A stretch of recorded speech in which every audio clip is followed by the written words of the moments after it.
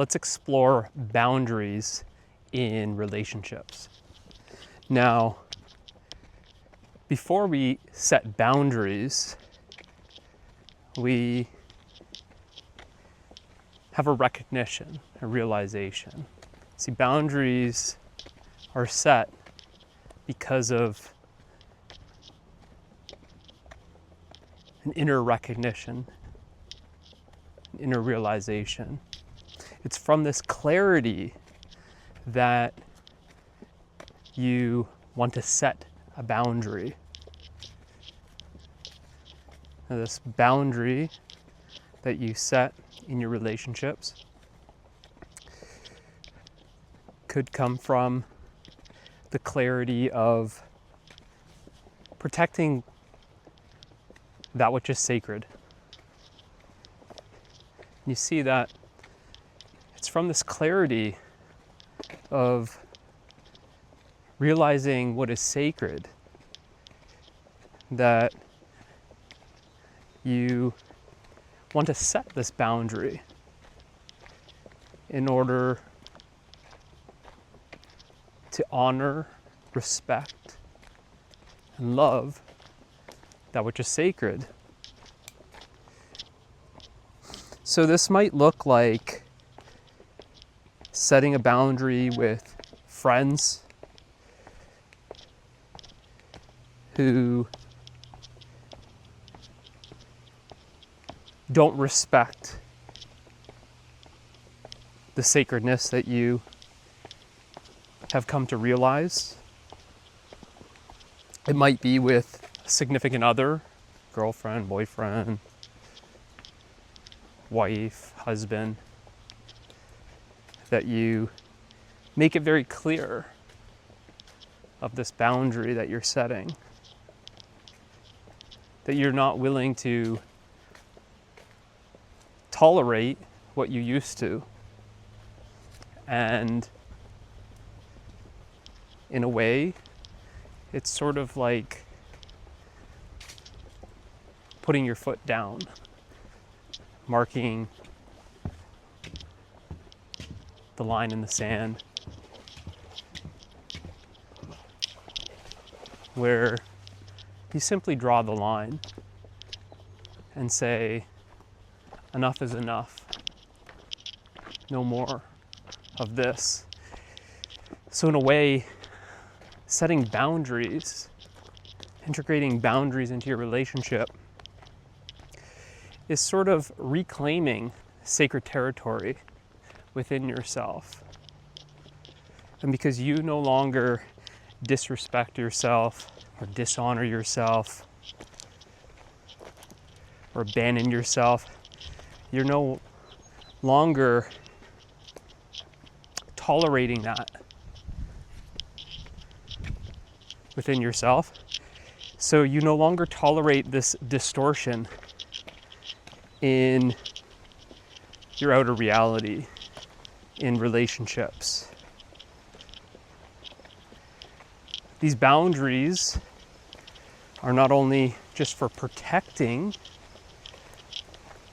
that which is sacred, but it's also a way of containing that which is sacred. So these boundaries are set once you start having the realization of where you're leaking energy.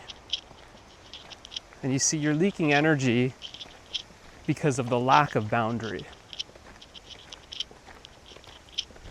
So it could be many different forms of leaking energy. It could be how you're wasting your time, caught up in certain distractions. So you set a boundary.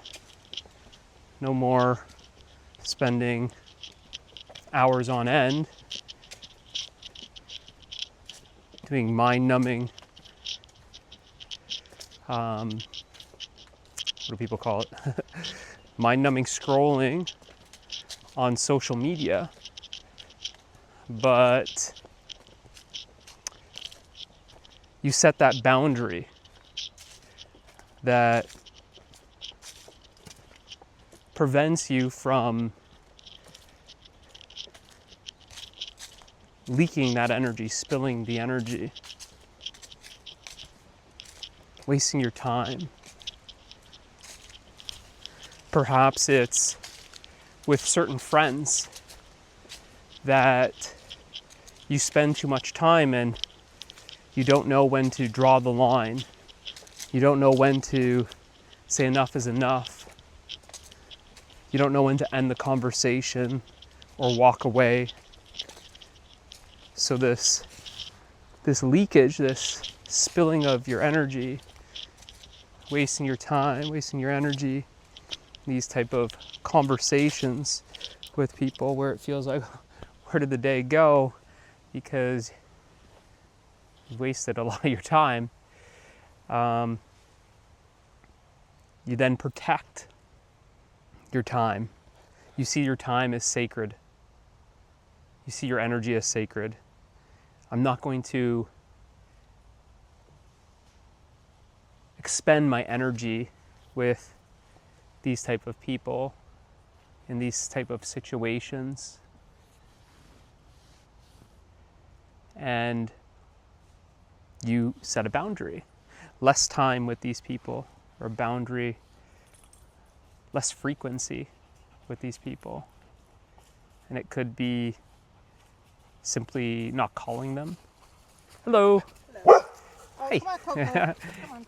It could be simply not calling them as frequently as you are. Knowing when to end the conversation, hang up the phone. You'll see that actually all these leakages, all these leaks, I should say, they're self-created, right? It's you spilling your own energy. You see how you have to maintain, it's something that you're doing. You see that it's possibly you always picking up the phone, reaching out to people, that then you feel like you're drained. You see how you're the one that's actually calling your friends, reaching out. And by protecting your energy, you don't feel like your friends are energy vampires or other people are draining your energy when you have that boundary set. So it comes to really see the pattern that you are the one that's reaching out to your friends. You're the one that's always picking up the phone. Or perhaps it looks like your friends are calling you, and the leak is very sneaky because it's showing up as this sense of obligation, that you should be there for your friends, that you should be supporting them, that you should be a nice girl, a nice guy, and be there for them. It's sort of, this distortion is very sneaky because it appears as compassion. But really, when it has that weight of obligation, which is really you doing something that you don't want to do, that's sort of the compass, the internal compass, the inner compass, that you recognize that this is feeling heavy because I don't really want to do it. It's not aligned with me. This activity is not aligned with me. But this sense of obligation sort of continues it. You continue the pattern because of that obligation. And that's a sort of pretense where you're pretending to be something you're not. You're not showing up authentically, because you know it within yourself that if you were just being totally authentic, radically honest, you just say, no, I don't want to hang out, or no, I'd rather do what I want to do. So, obligation has a cousin, and it's guilt. So this sense of guilt then prevents one from really doing what needs to be done in that situation, which could be just saying no. And this is really the sacredness of these boundaries, that you're not saying no out of fear. You're not saying no because you are not compassionate. When you say no to them, you're saying yes to yourself. So you start relearning, repatterning something that's been going on for such a long time in your life, which is really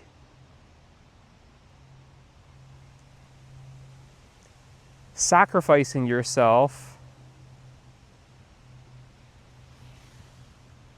in effort to be the nice guy or be the nice woman. And you see that it's a pretense, that you're pretending to be something you're not. And in doing so, if I have to pretend to be the nice guy, I'm sort of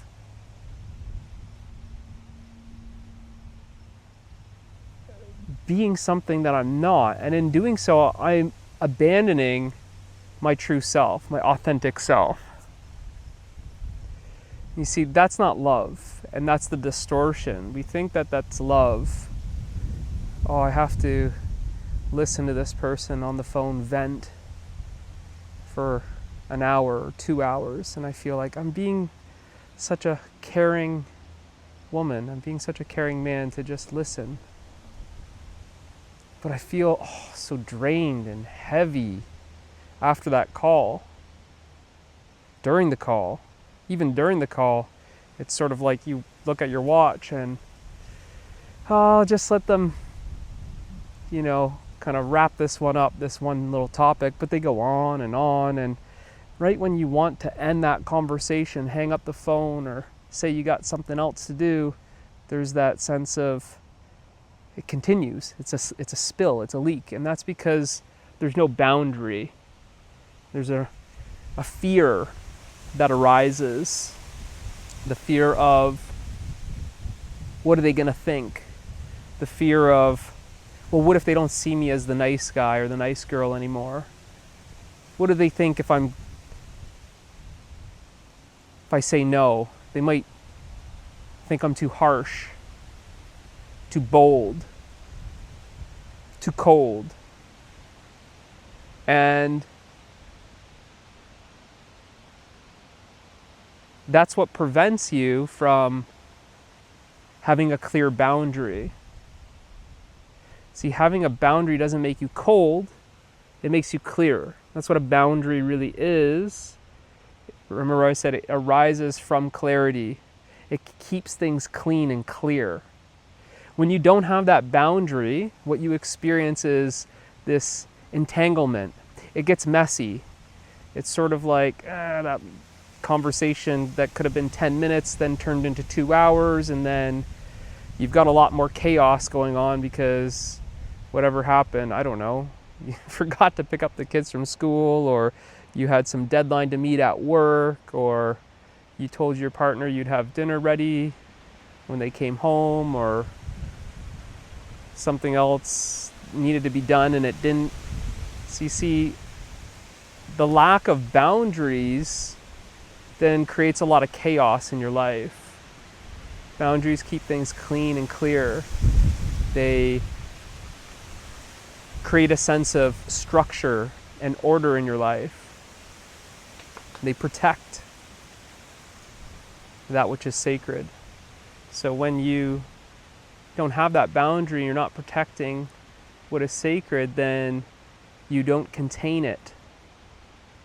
There's a spilling, there's a leak. And you see this leak creates spills in all different areas of your life. And without that order, then your life feels very chaotic. And this is why there comes a time where it's from that clarity that you love, that clarity that you want things clean and clear. It's not about control, but it's about clarity. And so you actually appreciate those boundaries because they keep your life nice and clean and clear instead of it being so messy and entangled. And it's because you've lived through that messiness, the entanglement, that then you sort of experience what feels like enough is enough. And you start integrating these boundaries into your life and start seeing how you're actually reclaiming what feels like areas of your life that were disordered, but it's really, you're reclaiming yourself. It's really, you're receiving yourself in fullness. You're honoring yourself. You're not abandoning yourself. So we touched on some boundaries with friends. We can zoom in on, what did we just talk about? Significant others, we were kind of going into that. So let's give you more of a grounded example with your wife or your husband. And you see that because you have realized the sacredness of you, that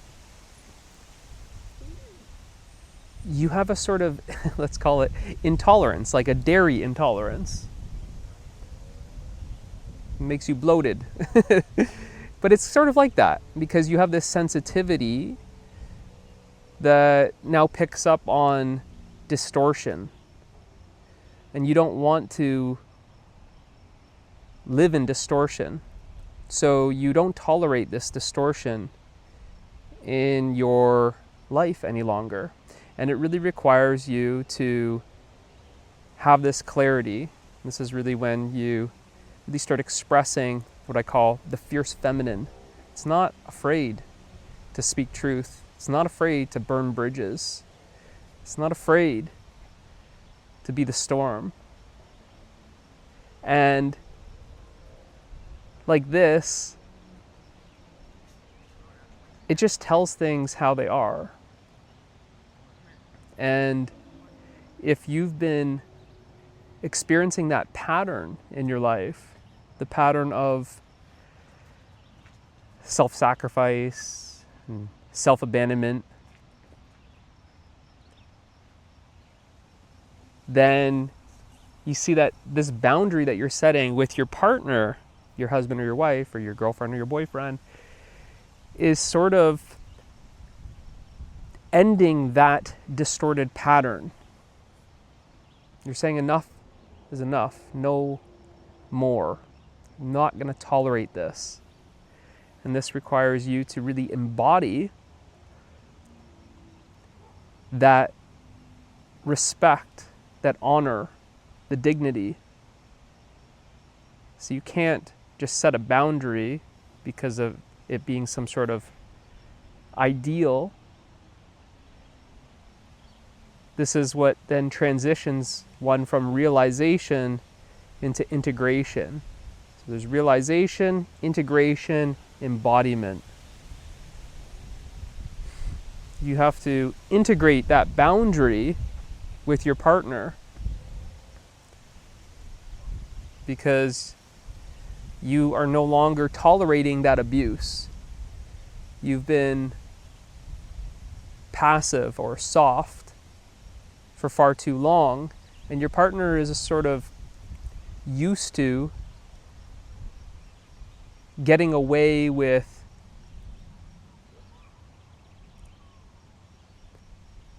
this sort of, let's call it disrespect or dishonoring,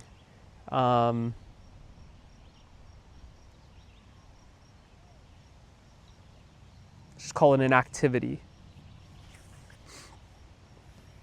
So this is what I mean about the storm, the fierce feminine, because this requires courage. You're sort of confronting your partner, confronting these distorted patterns. But it's because you've confronted them within yourself that gives you the clarity and the courage to then confront your partner about them. And this is where you're really embodying that fierce feminine, as well as you're also embodying the masculine, the divine masculine. There's the quality of the warrior. You're not picking fights with your husband or your wife. The divine masculine, the warrior quality, is one that holds the line. So you're holding the line of truth. You're protecting the truth. You've recognized that this is distorted and you're saying, no more will I live a lie. No more will I live in distortion.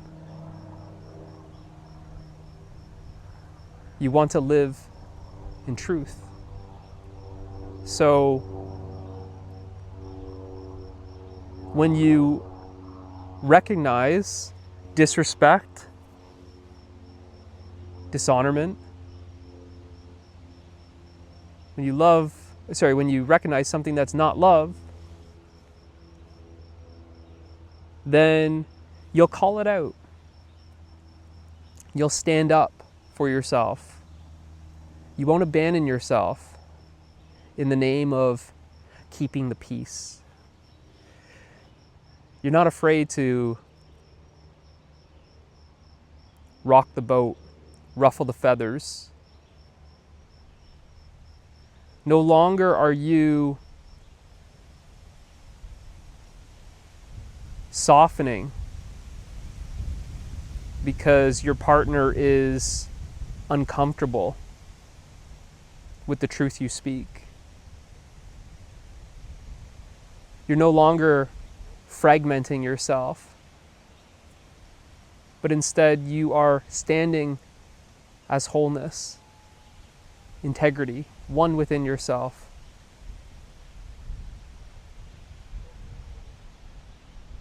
So it's sort of like when you are integrating this, that you find that you are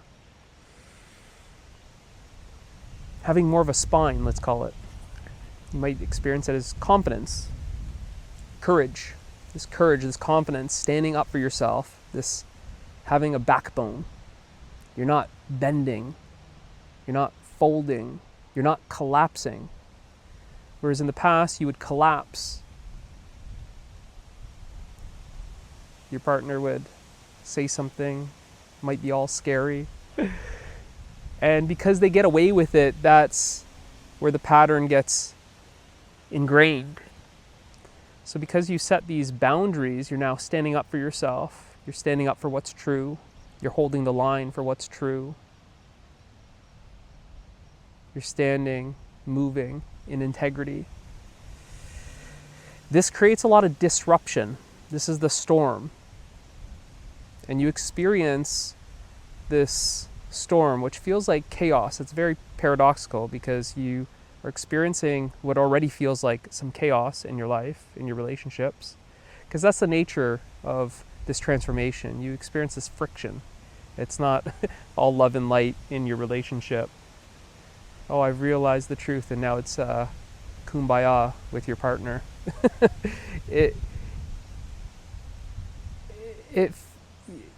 It might look like conflict, but it's really a shift in power, that they're no longer pushing you around through force. And you're not trying to control them. You're simply standing in your power. And that's enough. Because when you start showing up fully, embodying your power, that's what starts transforming your relationship. Your partner can feel it energetically. You might not even have to say anything. They can just sense it, that something's changed. And what's changed is you're embodying. First it starts off, you're integrating more and more of your true self, to the point where you're not integrating it any longer, because it's now embodied. It's so natural. It's what you are. You're not setting a boundary. The boundary is already there. It's clear as day. It's what you are. Because you're embodying that respect. You're embodying love. You're embodying honor, dignity, the clarity, integrity. And they can feel this. They can sense this.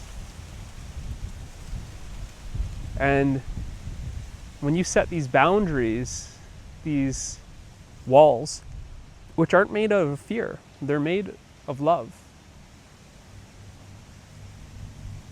They act as a mirror to your partner. Your partner can start seeing themselves, and that's going to be very confronting for your partner. Because that's the hardest thing for us to do, is to look in the mirror. They have to come face to face with themselves. Your light starts exposing their darkness. And that's where the shadow lies. The shadow doesn't want to be exposed, doesn't want to be illuminated. So this creates a lot of disruption in the relationship. It's sort of like they get pissed off and angry because they're no longer getting away with something they were getting away with. Because you have now set the boundary, it's not a free-for-all.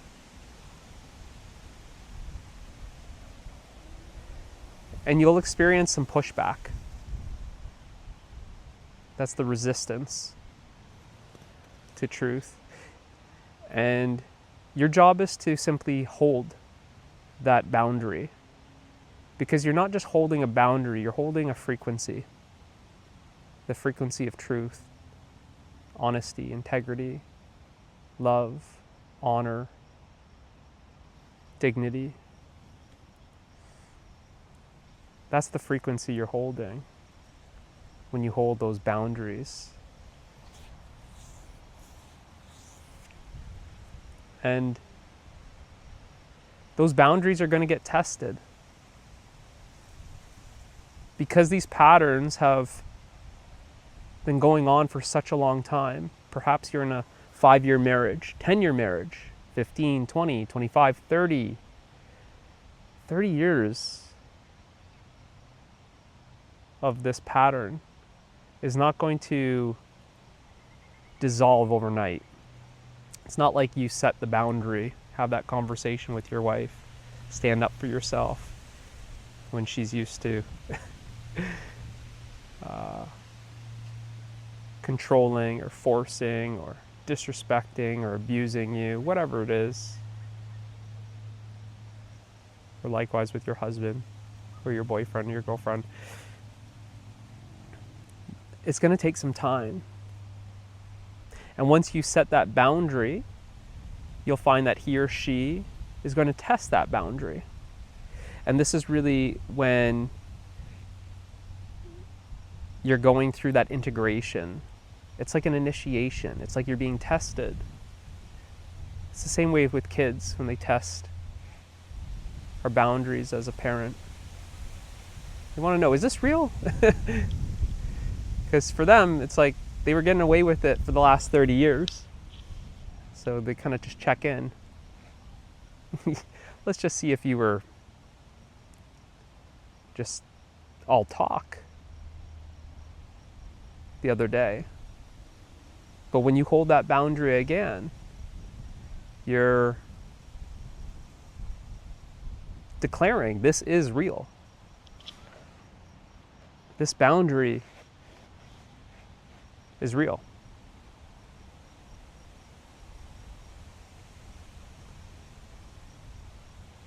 So what happens is they're not testing your boundary to weaken it. It might seem like that. She's really testing my boundaries today, right? Well, first off, it's because you had no boundaries. So it's something new for her or him. And just because you said it one day, it's sort of, because it's like invisible. Sort of like they cross the line again and you have to remind them. You have to hold that boundary. And every time you hold that boundary, it's not being weakened, it's actually being strengthened.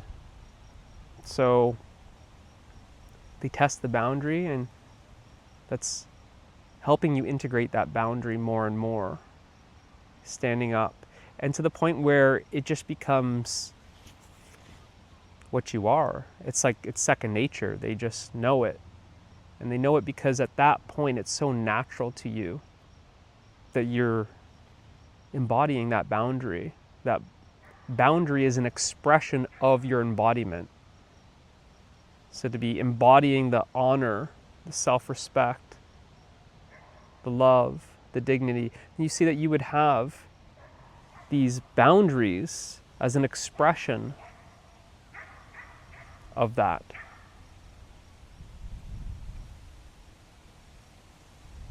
So you're really embodying a higher standard for yourself. And because you're embodying this higher standard,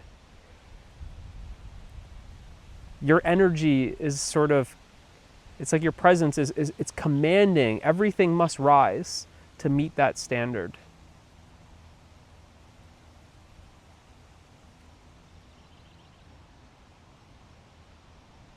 There's really two options: rise or run. Some people will not rise. They'll run. Oh, I'm not getting away with what I usually am getting away with. Well, then I'll find somebody else, right? And that's fine. That's fine. You're setting these boundaries not to blame.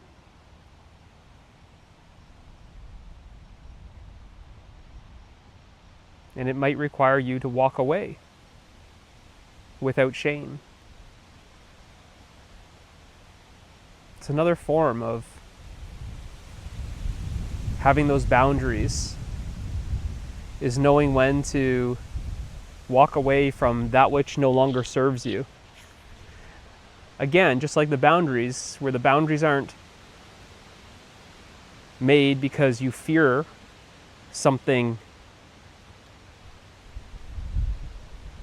out there.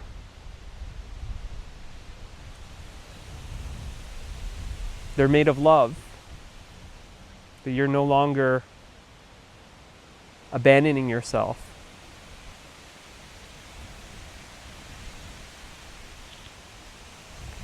And just like that, when you walk away from certain people in your life,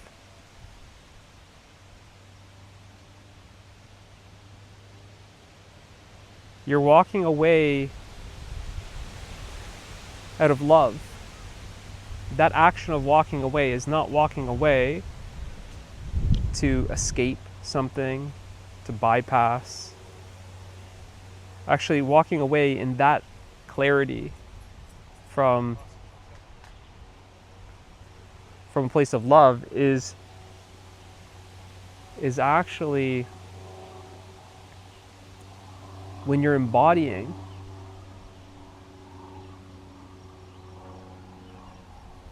love. And you'll feel that there's a different energy to it. It doesn't feel like, oh, I've lost something, I'm walking away, where you experience grief because you've lost something. Because when you walk away, you don't lose something. You have yourself. You're walking away, you have your honor, your dignity, your respect. So it's very empowering when you walk away from that which no longer serves you. Which brings us back to what I was speaking of at the start of the video. It's not that you lack power, it's that you're leaking power. And you see what you're giving your power away to. And when you walk away from certain things, certain people in your life, it's as if you're taking back your power. You're reclaiming your energy. So that's why it's so empowering to set these boundaries.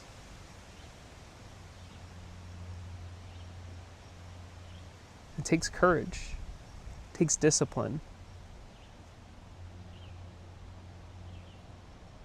It requires one to be honest, have integrity. You know what's true. You have to use your discernment. You know what's off. You know what's what we call resonance and dissonance. And this dissonance, this feeling that something's off here, something's not right, that's your intuition. And it's about really trusting your heart, trusting your intuition, and having the courage to stand up, speak truth.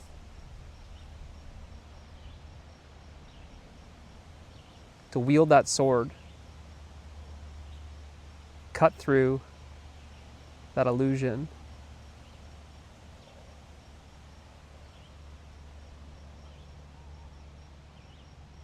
Where you cut the pattern, the distortion. You end that cycle.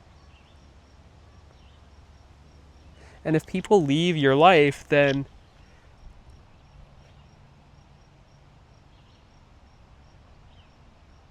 you see it's because it's completed.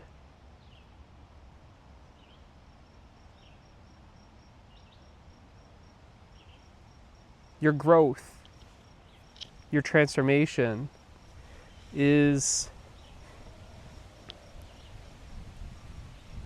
really that fire, that fierce feminine, that fire of transformation, where in your relationships you see you're burning up everything that's not true.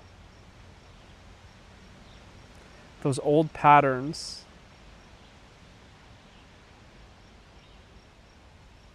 can no longer survive.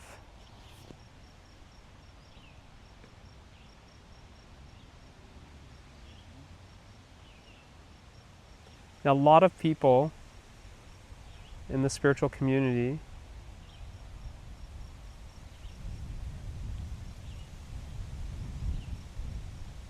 don't get to this point. They're bypassing this point because this is really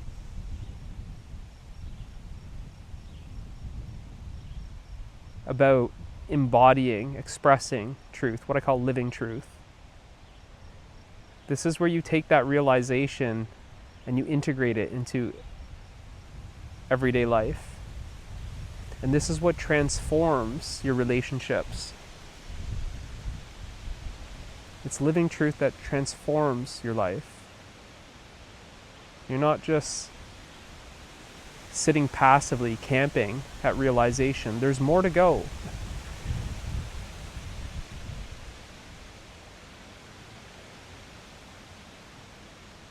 And you see, this is a sort of initiation in daily life. You're not just talking, you're walking. This is the terrain of truth. It's grounded right here and now. And it's experienced as your everyday human experience. It's the opportunity to embody and express truth in all of your relationships.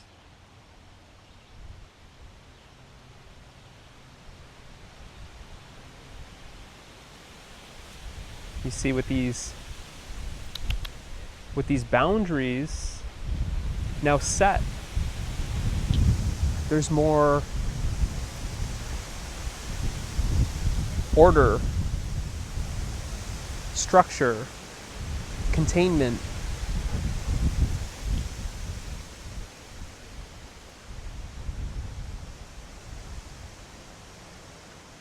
Things are clean, clear. It's not so sticky. It's not so messy. It doesn't feel so entangled. It's light. It doesn't have the heaviness of obligation. You don't feel drained because you're not leaking your energy.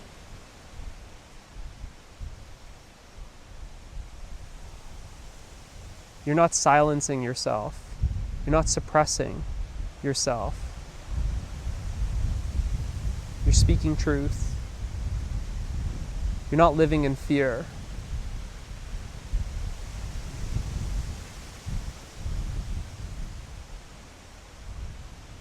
You're not one that's finding some sort of comfort camping at the stage of realization, bypassing the human experience. One of these people on the internet that show up every day. There's nobody here, there's nothing to do. Yet,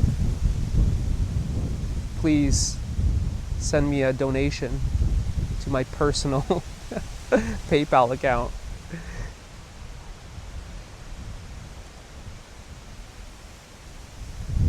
This passivity is very prevalent in the spiritual community.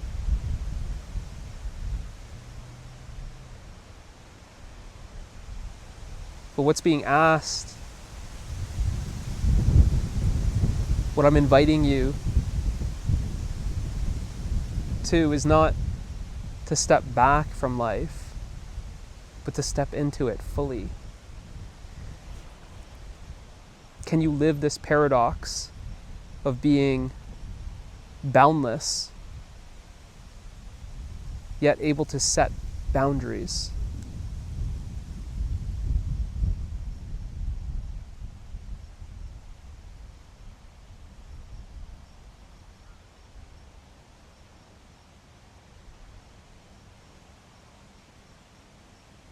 It's not about realizing your true nature and being a doormat for your partner, for your friends, for colleagues. What I'm inviting you into is a very active life. But it's not an active life like you knew it. It's not a life of busyness. It's a life of fullness. Experiencing the full human experience. And that includes setting boundaries. That includes standing up for yourself, having the courage to speak truth, not collapsing.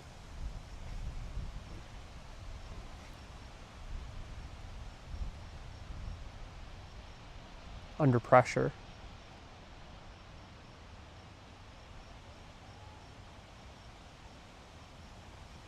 But standing strong in presence.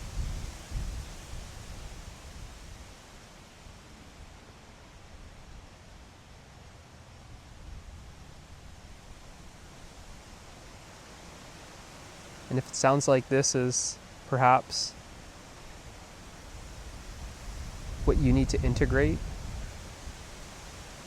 what you're being called to do, to continue growing, evolving, and transforming your life, then this is your invitation to join me in living truth.